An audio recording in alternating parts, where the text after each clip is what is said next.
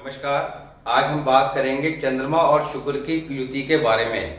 चंद्रमा और शुक्र का कॉम्बिनेशन जब कुंडली के 12 ही घरों में होगा तब किस तरह के शुभ या अशुभ फल देगा और कौन सी रेमेडीज यहाँ बताई गई है जिनके द्वारा इस युति के शुभ फल प्राप्त किया सकें या जो अशुभ फल यहाँ बताए जा रहे हैं उनसे बचा जा सके, क्योंकि ये कॉम्बिनेशन अशुभ फल ज्यादा देता है, शुभ फल कम देता है। तो किस कंडीशन में शुभ फल देगा, किस कंडीशन में अशुभ फल देगा, दोनों की बात करेंगे, साथ ही रेमेडीज की। उससे पहले आप समझेंगे कि चंद्रमा और शुक्र एग्जैक्टली किन चीजों का कारक हैं। चंद्रमा के टॉपिक में हालांकि सारी चीजें क्लियर कर दी गई थी, फिर भी एक बार शॉर्ट में समझ लेते हैं। चंद्रमा क्या है? पानी, दूध, मन की शांति, जीवन में हमारी खुशी, खुशी के कारक, माता के कारक, लिक्विड कैश, रोजाना की हमारी जो इनकम है उसके कारक, और रेशमी कपड़ा, चांदी, चावल, हमारे वाहन, ये सब चंद्रमा की कारक चीजें हैं।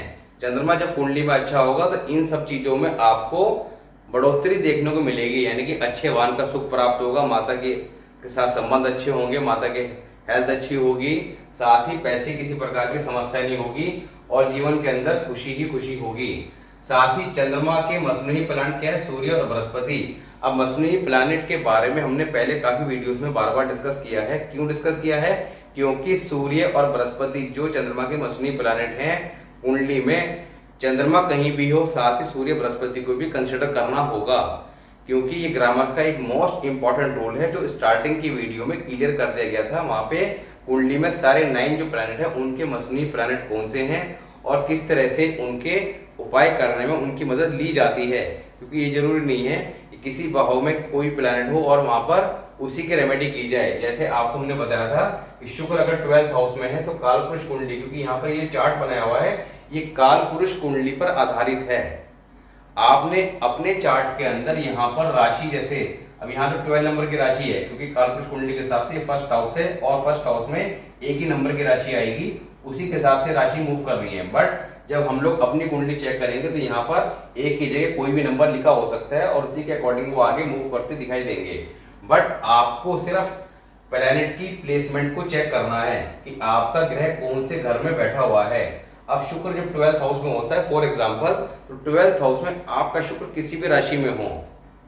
अब यहाँ पर 12th हाउस के अंदर शुक्र, मान लिया आपका सपोज कीजिए 12 नंबर की राशि में ही है, या अगर 12th हाउस के अंदर कोई भी राशि है तब भी वहां शुक्र अच्छे फल देगा, क्योंकि कालपुरुष कुंडली के हिसाब से 12 नंबर की राशि आती है और यहाँ पे शुक्र उच्च हो जाते हैं। मगर शुक्र जब यहाँ पे अशुभ फल दे रहे हो, तो जब अशुभ फल देंगे तो शादी के बाद पत्नी की हेल्थ इश्यू देखने को निश्चित तौर पर मिलेगी। पत्नी बीमारी रहेगी, किसी न किसी बीमारी से ग्रसित रहेगी, परेशान रहेगी।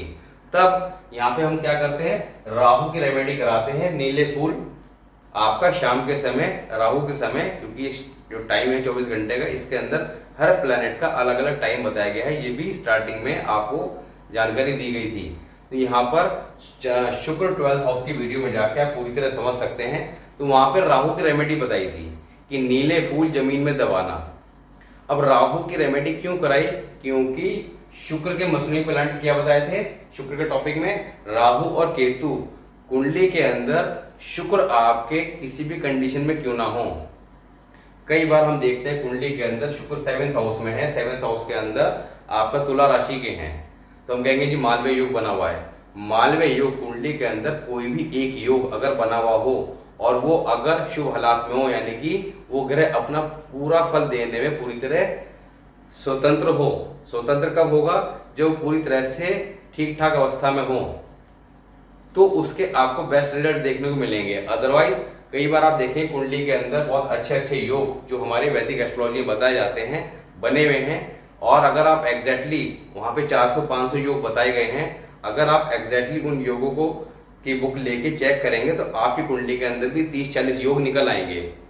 तो आप कहेंगे कि मैं तो एक आम जीवन व्यतीत कर रहा हूँ, छोटी सी जॉब कर रहा हूँ, जीवन में इतनी परेशानी है और योग इतने सारे पड़े हुए हैं, तो हमें समझ नहीं आता कि कुंडली के अंदर समस्या क्या है। फिर हम 10 जगह पूछते हैं, बट हमें एग्जैक्टली आंसर नहीं मिल पाता। जब तक एग्जैक्टली आप चीजों को डायग्नोज नहीं करेंगे तब जाके उसकी आप रेमेडी कर पाएंगे, जब एनालाइज कर लिए प्रॉपर कि एग्जैक्ट दिक्कत क्या है। अब यहाँ पर शुक्र 12th हाउस में खराब फल दे रहा है, तो शुक्र के मसनूई प्लैनेट राहु और केतु, यानी कि यहाँ पर राहु केतु को भी कंसिडर करना होगा। यानी कि 12वें घर में अगर शुक्र बैठा है तो वहां पे राहु और केतु दोनों को हमें समझना होगा, ये भी वहां पे बैठे हुए हैं।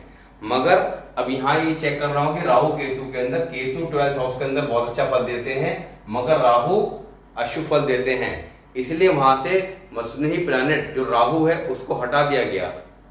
जो नीले फूल जमीन में दबाने की रेमेडी बताई गई, वहां पर राहु को हटा दिया गया। राहु को हटाने से यहाँ पर केतु रह गया, तो यहाँ पर शुक्र जो है अपने बेस्ट रिजल्ट देना शुरू कर देगा। अदरवाइज कितना भी ट्रीटमेंट करा लें, पत्नी की सेहत खराब ही रहेगी, जिंदगी भर इलाज ही कराते रहेंगे और समझ नहीं आएगा क्यों नहीं ठीक हो पा रही है। एक बीमारी हटी तो दूसरी लग गई। मगर जैसे आप ये रेमेडी करेंगे 101% आपको चीजें ठीक होती दिखाई देंगी। तो यहाँ पर मसनही प्लैनेट को समझना बहुत जरूरी है। चंद्रमा कुंडली में कहीं भी, कुंडली के 12 ही घरों में चाहे शुक्र कहीं भी हो, तो उनके मसनही प्लैनेट जब तक अच्छी पोजीशन में नहीं होंगे तब तक आप चीजों को ठीक नहीं कर पाएंगे। इसी तरह शुक्र की बात करते हैं। शुक्र क्या है? हमारी गृहस्थी के कारक, हमारे लाइफ पार्टनर के कारक। लाइफ पार्टनर लड़की कुंडली है तो पति और लड़की कुंडली है तो पत्नी के कारक। हमारी जिंदगी में लग्जरी लाइफ, ऐशो आराम के कारक, दही के कारक। चंद्रमा दूध के कारक हैं तो दही के कारक, दोनों का रंग सफेद है। मगर यहाँ पर उस सफेद कलर में भी हल्का सा अंतर देखने को मिलेगा, उसकी बात भी करेंगे। सूती कपड़ा, अब यहाँ पे जैसे चंद्रमा क्या है? रेशमी कपड़ा, सफेद रेशमी कपड़ा, रेशमी धागा, ये चंद्रमा है। और सूती धागा, सूती कपड़ा, ये क्या है? आपका शुक्र। खेती की जमीन, खेती के कारक शुक्र हैं। जिस जमीन में खेती होती होगी वो शुक्र कहलाएगी, और जिस जमीन में खेती नहीं होती होगी वो चंद्रमा की कहलाएगी। मसनही प्लैनेट राहु केतु, तो यहाँ पर कुंडली के अंदर चंद्र और शुक्र की युति के समय इनको भी कंसिडर करना होगा। साथ ही आपको ये बता दें कि जहां भी ये बैठे होंगे, अब सपोज कीजिए सूर्य बृहस्पति का कॉम्बिनेशन कुंडली में कहीं भी है, तो वहां पर आपको चंद्रमा के फलों को भी कंसिडर करना होगा। अब चंद्रमा के फलों को कंसिडर तो करना होगा, मगर सूर्य बृहस्पति जहां बैठे होंगे वहां पर चंद्रमा को भी मान के आपने चंद्रमा के लिए जो प्रिकॉशन रेमेडी उस घर के संबंध में बताई गई है उनको फॉलो भी करना होगा। इसी तरह चंद्रमा कुंडली में जहां होगा, सपोज कीजिए 4th हाउस में, 10th हाउस में, 7th हाउस में, जहां भी है, तो वहां पर सूर्य बृहस्पति को आपने सेपरेट कंसिडर करना होगा। और सूर्य बृहस्पति के उस हाउस के वीडियो में जाकर जो प्रिकॉशन रेमेडी बताई गई है उनको नोट करके उन्हें भी फॉलो करना होगा, जिससे चंद्रमा किसी भी हाउस में उसके ज्यादा से ज्यादा शुभ फल प्राप्त किए जा सके। अब यहाँ पर चंद्र और शुक्र इजिकल टू क्या है? दूध प्लस मिट्टी, यानी कि दूध के साथ मिट्टी का कॉम्बिनेशन, तो दूध को खराब कर देगा और मिट्टी भी किसी काम की नहीं रहेगी। इसी के तरह पानी के साथ मिट्टी मिल जाएगी तो क्या हो जाएगा? कीचड़। इसलिए कहा गया है कि जब चंद्र और शुक्र की युति होगी तो व्यक्ति की किस्मत कीचड़ के समान होगी, यानी कि खराब। दोनों ही घरों का हाल मंदा, यानी कि चंद्रमा क्या है? हमारी माता के कारक। तो जब ऐसे बच्चे की जातक की पैदाइश होगी तो माता के खानदान पे, मामू खानदान पे बैड इफेक्ट आएगा, और जब शादी होगी तो ससुराल में बैड इफेक्ट आएगा। तो कई बार हम देखते हैं कि शादी हो गई तो आप कहते हैं कि लड़की के पैर अच्छे नहीं पड़े या दामाद के पैर अच्छे नहीं पड़े, तो उन सब चीजों के पीछे उनकी कुंडली के प्लैनेट का शुभ या अशुभ हालत में होना होता है। तो यहाँ पर कुंडली को समझना, चेक कराना प्रॉपर, और उसकी टाइम रहते रेमेडी करा देना सबसे ज्यादा जरूरी होगा, जिससे अशुभ फलों से बचा जा सके। सास बहू का झगड़ा होगा। अब यहाँ पर चंद्रमा क्या है? माता के कारक, शुक्र क्या है? पत्नी के कारक, दोनों शत्रु ग्रह हैं। जब भी कुंडली के अंदर दोनों की युति दृष्टि के कारण या दोनों एक दूसरे के घर में बैठे हों, तब भी ऐसी कंडीशन में सास और बहू के बीच वैचारिक मतभेद यानी कि डिस्प्यूट देखने को मिलेंगे। जातक न ज्यादा अमीर होगा ना गरीब होगा, साधारण जिंदगी यानी कि आम जिंदगी जातक की होगी। अब सबसे पहले बात करेंगे शुभ हालात की, क्योंकि हम किसी भी कॉम्बिनेशन या किसी प्लैनेट के बारे में जब बात करते हैं तो सबसे पहले शुभ हालात फिर अशुभ हालात, क्योंकि कोई भी प्लैनेट किसी भी हाउस में बैठ के शुभ और अशुभ दोनों फल दे सकता है। ये जरूरी नहीं है कि कोई ग्रह हमें लग रहा है, कई बार हम देखते हैं कि ये उच्च का है, ये अपनी राशि का है, मगर उसका रिजल्ट अपोजिट देखने को मिलते हैं। या हम लोग सोचते हैं कि अब हमारा ये ग्रह स्वराशि का बैठा हुआ है 7th हाउस में या 4th हाउस में, और इसकी महादशा आने वाली है 18 साल की, 20 साल की, तो अब हमारे 20 साल बहुत अच्छे व्यतीत होंगे, मगर ऐसा नहीं होता है। तो हम सोचते हैं कि एस्ट्रोलॉजी में कमी है या हमारी कुंडली में कमी है या हम समझ नहीं पा रहे या कोई बता नहीं पा रहा है, तो बहुत ज़्यादा कंफ्यूजन क्रिएट होते हैं और वो टाइम ऐसे ही स्पेंड होता चला जाता है। मगर कुंडली के अंदर अगर आपने एग्जैक्टली एनालाइज कर लिया कि प्रॉब्लम का कारण क्या है और उसकी क्या रेमेडी है और उसे टाइमली कर लिया, मगर मान लिया सपोज कीजिए किसी का मंगल 8th हाउस में है या 4th हाउस में है, अब यहाँ पर मंगल 8th और 4th हाउस में अगर अशुभ हालात में है, जनरली अशुभ हालात में ही होता है, तब ऐसे में व्यक्ति को ब्लड कैंसर का योग बन जाता है। अब व्यक्ति को या तो जब ब्लड कैंसर हो जाए तब वो किसी को चेक कराए, तब रेमेडी करेंगे, तब क्या होगा, ये ऐसे हो गया कि एक तरफ तो आप बीमार हो गए, बीमार होने के बाद दवाई खाएंगे तो आराम आने के चांस कम होंगे, डिपेंड करता है बीमारी कैसी है। मगर यही चीज आपको समय रहते पता लग गई कि अभी आप यंग एज में हैं या आपने अपने बच्चे की कुंडली को एनालाइज कराया या कर लिया और आपने ये कंडीशन देख ली और आपने टाइमली उसकी रेमेडी स्टार्ट कर दी, तो निश्चित तौर पर आपको ये चीजें देखने को नहीं मिलेंगी। तो यहां पर सबसे पहले हम बात करेंगे किन हाउस के अंदर ये कॉम्बिनेशन शुभ फल देगा, उसके बाद किन हाउसेस के अंदर अशुभ फल देगा, साथ ही लास्ट में रेमेडी की कौन सी रेमेडी ऐसी है ये कॉम्बिनेशन कुंडली के किसी भी घर में हो तो करनी ही करनी है। सेकंड हाउस, अब सेकंड हाउस की बात करते हैं तो सेकंड हाउस में काल पुरुष कुंडली के हिसाब से 2 नंबर की राशि आती है। अगर ये कॉम्बिनेशन आपकी कुंडली में इस घर में बना हुआ है तो ये सेकंड हाउस में माना जाएगा। सेकंड हाउस में जो कॉम्बिनेशन है तो साथ ही आपने किसे चेक करना है, इस घर के कारक और मालिक। अब मालिक कौन है, मालिक तो 2 नंबर की राशि है तो खुद शुक्र है, तो शुक्र खुद इस घर में बैठे हैं। साथ ही चंद्रमा है, चंद्रमा 2 नंबर की राशि में उच्च के होते हैं, दोनों ही प्लैनेट यहाँ पर अच्छे कंडीशन में होंगे। मगर कब शुभ फल देंगे, जब कुंडली में इस घर का कारक बृहस्पति शुभ फल देगा। अब आपने करना क्या है, अगर ये कॉम्बिनेशन यहाँ बना हुआ है तो सबसे पहले अपने बृहस्पति को चेक करना है कि इस कुंडली में बृहस्पति कहाँ है। बृहस्पति कुंडली के 12 ही घरों में कहीं भी हो, उस हाउस से रिलेटेड वीडियो में जाकर, क्योंकि बृहस्पति के 12 ही घरों में वीडियो के बारे में हमने चर्चा की है और वहां पे प्रिकॉशन रेमेडी सारी जानकारी दी है, सब कुछ डिटेल में बताया गया है कि आपका बृहस्पति शुभ हालात में है या अशुभ हालात में है, आप इजीली चेक कर सकते हैं। तो आपने बृहस्पति को चेक करना कि बृहस्पति क्या है, हमारी किस्मत। तो किस्मत अगर खराब होगी तो कॉम्बिनेशन कितने भी अच्छे बने हुए हों कोई फल नहीं मिलने वाला।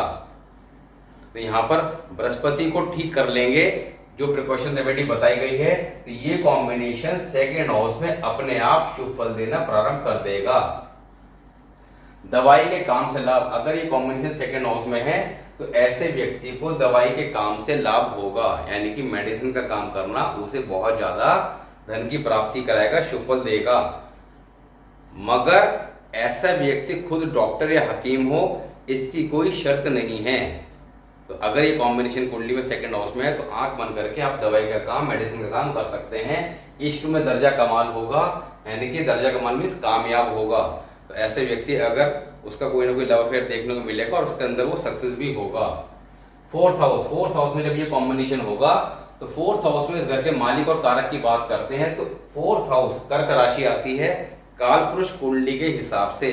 अब मैं बार बार काल पुरुष कुंडली का जिक्र कई बार पहले ज्यादा करता था, अब पिछले कुछ वीडियोस में करना ध्यान नहीं रहता है, मगर जो लोग फर्स्ट टाइम वीडियो देख रहे हो उनको समझाने के लिए बार बार कुछ चीजें रिपीट की जाती हैं, जिससे जो लोग पहले से जुड़े हुए हैं, वीडियो देख रहे हैं, नोट्स बना रहे हैं, उनके बाद दिमाग में ये चीजें सेट हो जाएंगी अपने आप ही। नोट्स नहीं बनाएंगे मगर वीडियो देखते देखते आपको काफी जानकारी मिल जाएगी। और ये बात तय है, अगर आप लगातार वीडियोस देखते रहेंगे तो निश्चित तौर पर कुछ समय बाद आप कुंडली को इजीली एनालाइज करना सीख जाएंगे, समझ जाएंगे। जैसे जैसे हमारे ये टॉपिक आगे बढ़ते जाएंगे तो बीच में ग्रामर के कुछ इंपॉर्टेंट रूल, लाल किताब के जो एक मोस्ट इंपॉर्टेंट फैक्ट्स हैं, जिनको बता के आप भी सरप्राइज होंगे और सामने वाला भी सरप्राइज होगा कि ये बात आपने कैसे एक्सप्लेन कर दी। तो वो सारी जानकारी आपको समय रहते धीरे धीरे शेयर की जाएगी, बताई जाएगी, क्योंकि हर चीज का एक टाइम पीरियड होता है। कोई बच्चा पहली क्लास में अगर है तो जैसे पहली क्लास, सेकंड क्लास, दूसरी क्लास, इस तरह ही स्टेप बाय स्टेप आगे बढ़ा जाता है। अब एकदम अगर 12th क्लास का सिलेबस आपके सामने रख देंगे तो उससे क्या है, कंफ्यूजन क्रिएट हो जाएगा और आप चीजों को समझ नहीं पाएंगे। तो हमें स्टेप बाय स्टेप बढ़ना है, चीजों को समझना है। तो यहाँ पर फोर्थ हाउस, और फोर्थ हाउस में कालपुरुष कुंडली के हिसाब से कर्क राशि के मालिक और कारक कौन है? चंद्रमा। तो इस घर के मालिक और कारक दोनों फोर्थ हाउस में अपने घर में आके स्ट्रॉन्ग पोजीशन में हो जाएंगे, तो ये कॉम्बिनेशन यहाँ पर शुभ फल देगा। तब ऐसे में व्यक्ति सज्जन स्वभाव, गलत कामों से दूर, क्योंकि कुंडली में शुक्र जब खराब कंडीशन में होते हैं तो व्यक्ति कैरेक्टर का भी लूज देखने को मिलेगा। और जब शुक्र और चंद्र दोनों अच्छी कंडीशन में होंगे, आदमी मन से मजबूत होगा और अपने कैरेक्टर से भी स्ट्रांग होगा, तो अच्छे स्वभाव का, शांत प्रवृत्ति का, गलत कामों से दूर। अगर ये कॉम्बिनेशन फोर्थ हाउस में है और शनि 10th हाउस में, तब माता के लिए बहुत ज्यादा शुभ फल देगा। ऐसे व्यक्ति की माता के साथ संबंध अच्छे होंगे, माता से लाभ होगा, माता के साथ जुड़कर कोई काम करना शुभ फल देगा, माता से जीवन में सहयोग हमेशा प्राप्त होता रहेगा। अगर ये कॉम्बिनेशन फोर्थ हाउस में और सूर्य क्या है? पिता 3rd हाउस में है, तब बाप के लिए शुभ फल देगा। जो कंडीशन माता के साथ होती है वही पिताजी के साथ देखने को मिलेंगी। अगर 5वें घर में है 5th हाउस में, तो ऐसा व्यक्ति लड़कियों की तरह शर्मीले स्वभाव का होगा, मगर अक्लमंद होगा, यानी कि बुद्धू नहीं होगा। बात करते हैं 7th हाउस की। 7th हाउस के अंदर शुक्र अपनी स्ट्रॉन्ग पोजीशन में रहते हैं, वहां पे ये कॉम्बिनेशन जब होगा तो इस घर के मालिक और कारक कौन है? बुध और शुक्र। शुक्र इस घर के मालिक हैं और बुध कारक हैं। बुध अगर कुंडली में अच्छी कंडीशन में है, तब क्या होगा? जातक के पास 5 बेटियों की शादी के बराबर पैसा होगा, यानी कि ऐसे व्यक्ति के पास जनरली बेटियां ज्यादा देखने को मिलती हैं, मगर जैसे जैसे बेटियों की पैदाइश होती जाती है वैसे वैसे उनके लिए ईश्वर पैसे की व्यवस्था भी करता जाता है, यानी कि ऐसे में धन के संबंध में काफी ज्यादा शुभ फल देखने को मिलेंगे। अगर सूर्य, ये कॉम्बिनेशन यहाँ पे और सूर्य 1st हाउस में आ जाए, तो 1st हाउस में अगर सूर्य होगा तो यहाँ पे उच्च के होंगे, तब ऐसे में बाप के लिए शुभ होगा, यानी कि पिता के साथ संबंध अच्छे होंगे, जीवन में पिता से सहयोग प्राप्त होगा और पिता के साथ कोई काम करना जीवन में शुभ फल देगा। 8वें घर में 8th हाउस में जब ये कॉम्बिनेशन है, तब यहाँ पर ये कॉम्बिनेशन शुभ फल भी देगा, अशुभ फल भी देगा, भी अशुभ हालात की बात करेंगे। मगर शुभ फल के लिए क्या लिखा है? धन दौलत और सेहत। धन दौलत और सेहत के लिए माँ और वृद्ध औरतों की सेवा करना, क्योंकि चंद्रमा क्या है? वृद्ध महिलाओं का कारक, माँ का कारक। तो चंद्रमा या किसी भी प्लैनेट को आपने ठीक करना हो तो उस प्लैनेट की कारक चीजों की पालना में सेवा करना शुरू कर दीजिए। तो माँ और बूढ़ी औरतों की सेवा करना, यानी कि बूढ़ी औरतों की सेवा करना, उनके पैर छू के उनका आशीर्वाद लेना बहुत ज्यादा शुभ फल देगा। इससे चंद्रमा का फल शुभ हो जाएगा। और शुक्र को ठीक करने के लिए आपको गाय की सेवा, गाय को हरा चारा खिलाइए 43 दिन लगातार। उसके बाद हर शुक्रवार के शुक्रवार साथ ही चंद्रमा के लिए दूध का दान करते रहिए मंदिर में, और साथ ही बूढ़ी औरतों का आशीर्वाद लेते रहिए। तब ये कॉम्बिनेशन यहाँ पर काफी ज्यादा शुभ फल देगा, धन दौलत की प्राप्ति करा देगा।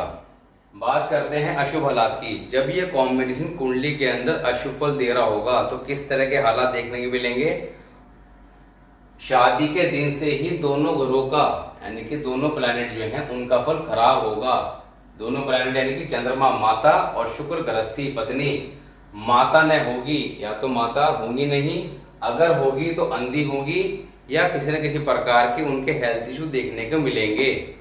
शादी के बाद से ही, जब शादी होगी तो माता को किसी न किसी प्रकार के हेल्थ इशू आ जाएंगे, या उनकी मृत्यु भी हो सकती है, ऐसी स्थिति देखने को मिल सकती है। या औरत और माता दोनों में से एक वक्त एक ही सही होगी, यानी कि जब ये कॉम्बिनेशन कुंडली में होगा तो या तो चंद्रमा का फल अच्छा रहेगा या शुक्र का। डिपेंड करता है ये कॉम्बिनेशन कुंडली के किस हाउस में है, क्योंकि जिन हाउसेस के अंदर चंद्रमा स्ट्रॉन्ग होते हैं वहां शुक्र का फल कमजोर ज्यादा होगा, और जहां शुक्र स्ट्रॉन्ग है वो चंद्रमा को कमजोर करेगा, क्योंकि दोनों आपस में शत्रु है।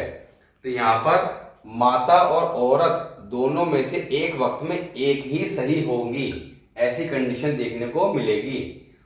फर्स्ट हाउस में जब ये कॉम्बिनेशन होगा तो सबसे पहले मंगल और सूर्य को चेक करना है, क्योंकि मंगल कुंडली के अंदर शुभ होना अत्यंत आवश्यक है। मंगल अगर अशुभ होगा तो कब होगा? जब मंगल बद की कंडीशन बनी होगी, और मंगल बद जब होता है तो 5 प्लैनेट के फल खराब बताए थे आपको मंगल बद के वीडियो में।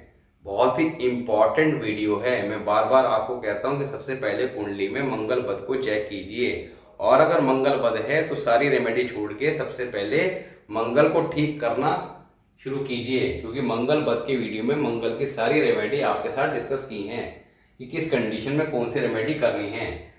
जब पहले घर में ये युति होगी, अब देखिए पहला जो घर है ये हमारा लगन है, लगन है, ये हमारे व्यक्तित्व को बताता है। अब कुंडली के अंदर, लगन के अंदर जब चंद्र होता है, शुक्र होगा, दोनों क्या है, एक खूबसूरत ग्रह है। चंद्रमा तीखे नैन नक्श का कारक है और शुक्र एक ग्लो का कारक है। व्यक्ति के प्रति व्यक्ति में आकर्षण बहुत ज्यादा होगा, इसका शुक्र होगा कुंडली में, लगन में, ऐसे व्यक्ति खूबसूरत होगा। अब चंद्रमा के साथ में होगा तो निश्चित तौर पर व्यक्ति बहुत ज्यादा खूबसूरत होगा, तीखे नैन नक्श वाला, आकर्षक होगा। जो कोई उसे देखेगा देखते ही मोहित हो जाएगा, ऐसी कंडीशन देखने को मिलेगी। मगर पत्नी, अब यहाँ पत्नी कह लो या पति कह लो, जिसकी भी कुंडली में कॉम्बिनेशन है, लड़की की में है तो पति और लड़के की में है तो पत्नी, तो पति या पत्नी के हेल्थ इश्यू देखने को मिलेंगे। पागलपन या कम याददाश्त होगी, यानी कि यहाँ पर पत्नी को किसी न किसी प्रकार की मानसिक बीमारी देखने को मिल सकती है, याददाश्त कमजोर हो सकती है। जवानी भरपूर लुटा देगा, जिसको भी चाहेगा उस पर खूब पैसा खर्च करेगा। ऐसा व्यक्ति थोड़ा सा रोमांटिक स्वभाव का होता है और औरतों के ख्यालात ज्यादा देखना पसंद करता है, औरतों की संगति में ज्यादा रहना उसका नेचर होता है, औरतों के पीछे थोड़ा सा ज्यादा आकर्षित रहता है। तो यहाँ पर जिस किसी को भी वो ऐसा व्यक्ति पसंद करेगा, उसके पीछे सब कुछ दांव पे लगा देगा। सेकंड हाउस, अब सेकंड हाउस के हमने शुभ हालात की बात करी थी, मगर अब बात करते हैं अशुभ हालात की। अशुभ हालात में ये कॉम्बिनेशन जब होगा, अब अशुभ हालात में देखिए कंडीशन होता क्या है, कुंडली के अंदर कोई भी प्लैनेट कितना शुभ है और कितना अशुभ है। अब बृहस्पति है, बृहस्पति की हम बात करते हैं तो बृहस्पति धन के कारक हैं, मगर बृहस्पति धन के कारक हैं। अब बृहस्पति को आप चेक करेंगे तो बृहस्पति आपको 20 कुंडली को आप एनालाइज करेंगे तो 20 में अगर आपको ठीक मिलते हैं, मगर सबकी कंडीशन अलग अलग मिलेगी। कोई लखपति होगा, कोई करोड़पति होगा, कोई अरबपति होगा। अब इसके पीछे का रीजन क्या है, कैसे आप चेक करें कि कोई प्लैनेट एग्जैक्टली कितना शुभ फल देगा और कितना अशुभ फल देगा।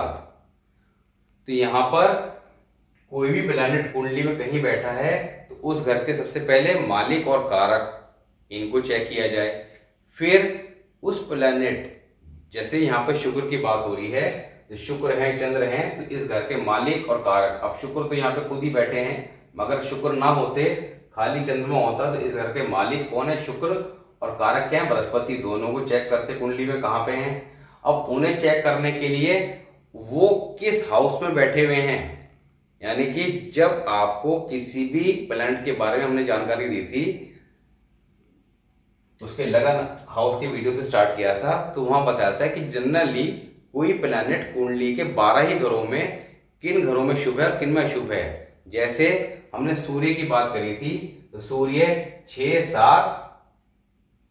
7 और 10 में हमने बताया था कि अशुभ फल देता है, बाकी घरों में जनरली शुभ फल देता है। तो 3 घरों में जनरली उसको अशुभ बताया गया था, मगर हमने शुभ हालात की बात करी थी कि वहां पर शुभ फल भी दे सकता है।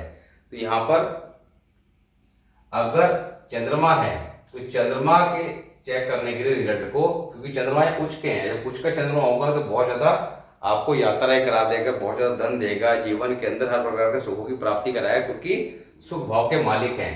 तो जीवन में सारे सुख ऐसे व्यक्ति को प्राप्त होंगे, मगर चंद्रमा कितना शुभ है ये चेक करना है।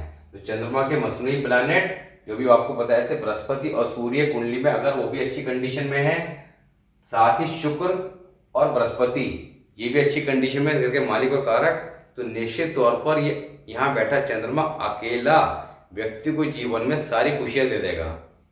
चंद्रमा एक ऐसा प्लैनेट है जो जीवन में आपको नैया पार करा देगा अकेला ही। क्यों? चंद्रमा क्या है, हमारी खुशी का कारक। चंद्रमा क्या है, हमारे मन का कारक। चंद्रमा क्या है, हमारे लिक्विड कैश का कारक। अब व्यक्ति को जीवन में कई बार, कोई व्यक्ति महीने के लाख रुपए कमा रहा है या 10 लाख कमा रहा है, मगर जीवन के अंदर उसकी खुशी नहीं है। कई बार आपने बहुत ऐसे लोग देखे होंगे जीवन के अंदर परेशान रहते हैं, सब कुछ होते हुए भी कुंडली में चंद्रमा वीक है। और कई बार कुछ लोग ऐसे होते हैं जो आपका बेशक महीने के 10,000 ही कमा रहे हैं, मगर बड़े खुश दिखाई देंगे आपको, बड़े प्रसन्न अवस्था में दिखाई देंगे। तो उसके पीछे कुंडली में चंद्रमा ठीक होना जरूरी है। तो चंद्रमा ठीक है तो सब कुछ होते हुए भी, कुछ ना होते हुए भी सब ठीक है, और चंद्रमा अगर खराब है तो सब कुछ होते हुए भी सब खराब है। तो यहां पर सेकंड हाउस में जब ये अशुभ फल देगा, तब दूध में खांड, खांड क्या है आपका, एक तरह से जस्ट लाइक ए बुरा, जो चीनी का एक पाउडर होता है एक तरह से, आपको समझ लीजिए। तो दूध में खांड यानी कि मीठा मिलाने के लिए खांड का प्रयोग किया था, देसी खांड आपने सुना होगा। दूध में खांड की जगह मिट्टी मिली किस्मत का हाल होगा, यानी कि दूध में मीठे की जगह मिट्टी डाल दियो, इस तरह की किस्मत का हाल होगा। यानी कि काफी ज्यादा जिंदगी खराब हालात में होगी, निकम्मा आशिक होगा ऐसा व्यक्ति, किसी के साथ संबंध गलत इरादे से बनाने वाला होगा। फोर्थ हाउस में जब ये कॉम्बिनेशन अशुभ हालात में हुआ, अगर अशुभ हालात में हुआ तो जातक नशों का आदी होगा। फोर्थ हाउस में जब ये कॉम्बिनेशन होगा तो यहाँ पर राहु केतु और बृहस्पति सूर्य अगर कुंडली में अशुभ हालात में हैं, तब ऐसी कंडीशन में ये कॉम्बिनेशन इस घर में बैठ के फोर्थ हाउस में अशुभ फल देगा, और ऐसा व्यक्ति निश्चित तौर पर किसी न किसी प्रकार का नशा करता होगा। सेवेंथ हाउस, अब सेवेंथ हाउस के अंदर हमने शुभ हालात की बात करी थी, अब अशुभ हालात की बात करते हैं। अगर अशुभ हालात में हुआ, अब अशुभ हालात में कब होगा, एक तो इनके मसनूई प्लानेट जो बताए हैं आपको, साथ ही इस घर का कारक, कारक कौन है, बुध, बुध कुंडली में अशुभ हालात में हुआ तब। अशुभ हालात में कब होगा, जनरली बुध को खराब कहा माना गया है, 3, 8, 9 और 12, इन 4 घरों में बुध जनरली अशुभ फल ही देते हैं, बहुत कम कंडीशन में शुभ फल देते हैं। अगर बुध कुंडली में कहीं भी है, अशुभ है, तब ये कॉम्बिनेशन यहाँ पर अशुभ फल ही देगा। तब माता की आंखों का झगड़ा, बल्कि नजर गुम ये कम हो गया, यानी कि माता की आंखों पर किसी न किसी प्रकार का बैड इफेक्ट आएगा। और वैसे भी जब चंद्रमा 7th हाउस में जाता है, तब ऐसे में शादी के बाद माता के किसी न किसी प्रकार के झगड़े और हेल्थ इश्यू देखने को मिलते हैं। या तो माता रहती नहीं है, या किसी न किसी प्रकार की समस्या माता को बनी रहती है। शादी के दिन से धन बढ़ना बंद, यानी कि जिस दिन से शादी होगी उस दिन से धन कम होना शुरू हो जाएगा। अब 8वें घर में जब ये अशुभ हालात में होगा, अशुभ हालात में कब होगा, जब कुंडली के अंदर मंगल और शनि दोनों अशुभ कंडीशन में हों। साथ ही ग्रामर के और भी रूल हैं, जैसे अगर कुंडली के अंदर सूर्य पहले हो और शनि बाद में हो, तब ऐसे में शुक्र कुंडली में कहीं भी हो, कैसे ही हो, अब वो अशुभ फल ही देगा या बर्बाद होगा। तो इस तरह ग्रामर के काफी सारे रूल अप्लाई करने पड़ते हैं। एग्जैक्टली एक कंडीशन के आधार पर हम लोग शुभ या अशुभ हालात को तय नहीं कर सकते, मगर सारी चीजें यहाँ बता पाना एक बार में संभव नहीं है। हालांकि जो ग्रामर के बार बार हम बात करते हैं कि रूल बताए गए हैं और आगे जो बताए जाएंगे, इसके अलावा कुछ और इम्पोर्टेंट चीजों को आपके साथ डिस्कस किया जाएगा। वो सारी जानकारी जब आपके पास इकट्ठी हो जाएगी, तब आप निश्चित तौर पर चीजों को एट ए ग्लांस एनालाइज कर पाएंगे कि इसका शुक्र खराब है या ठीक है, ये प्रॉब्लम आ रही है, क्यों आ रही है, या किसी को आप नहीं भी जानते तब भी उसके बारे में आप एक्सप्लेन कर पाएंगे कि आपको ये समस्या निश्चित तौर पर होगी या देखने को मिलेगी, और सामने वाली तरफ से भी आपको यस ही सुनने को मिलेगा। अब यहाँ पर 8वें घर में जब ये अशुभ हालात में होंगे, तब ना मर्द वरना बुजदिल होवे, ऐसा व्यक्ति, शुक्र क्या है, हमारे शरीर के अंदर पौरुष शक्ति का कारक। अब शुक्र चंद्रमा भी क्या है, हमारा शरीर में पानी, हमारी बॉडी के अंदर जो भी लिक्विड चीजें हैं उसका कारक। तो यहाँ पर शुक्र चंद्र का कॉम्बिनेशन जब अशुभ फल देगा, तो व्यक्ति के अंदर आपका कहा गया कि नामर्द या बुजदिल होगा, अपने ही मंदे कामों से गृहस्थी धन बर्बाद करे।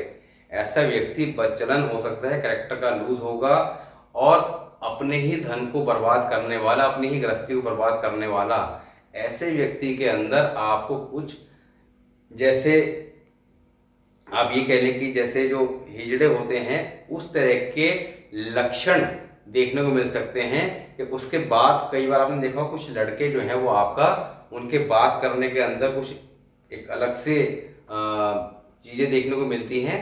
तो वो सब चीजें यहाँ पर ऐसे व्यक्ति में देखने को मिलेंगी 8वें घर में, जब ये अशुभ कंडीशन में होगा। इसके अलावा हमने शुभ और अशुभ हालात की बात करी, मगर जिन हाउसेस के बारे में हमने डिस्कस नहीं किया, जैसे 3rd house, 6th house, 9th house, 10th house, 11th house, 12th house, इन हाउसेस के अंदर आपने इनके अगर ये कॉम्बिनेशन बना हुआ है तो इनके सेपरेट सेपरेट फलों को कंसिडर करना है। सपोज कीजिए ये कॉम्बिनेशन 9th हाउस में बना हुआ है, तो यहाँ पर आपने 9th हाउस चंद्रमा की वीडियो में जाके चंद्रमा के फल को समझना है और 9th हाउस शुक्र के वीडियो में जाके शुक्र के फल को समझना है। और दोनों के लिए जो वहां पे उपाय बताए गए हैं, जो प्रिकॉशन बताई गई है, उसको फॉलो करके इस कॉम्बिनेशन को ठीक कर लेना है। इसके अलावा इस कॉम्बिनेशन का कहीं भी यहाँ पे ये कॉम्बिनेशन बना हुआ हो तो एक रेमेडी आपने सबसे पहले जरूर कर लेनी है। क्या? चांदी की ठोस गोली में, चांदी की ठोस गोली गले में धारण करनी है आपका, चांदी की चैन में। प्योरिटी का, चांदी की प्योरिटी का ध्यान रखिएगा, जितनी ज्यादा प्योरिटी होगी उतने ज्यादा इस उपाय के लाभ मिलेंगे। तो ये एक काम कर लेना है।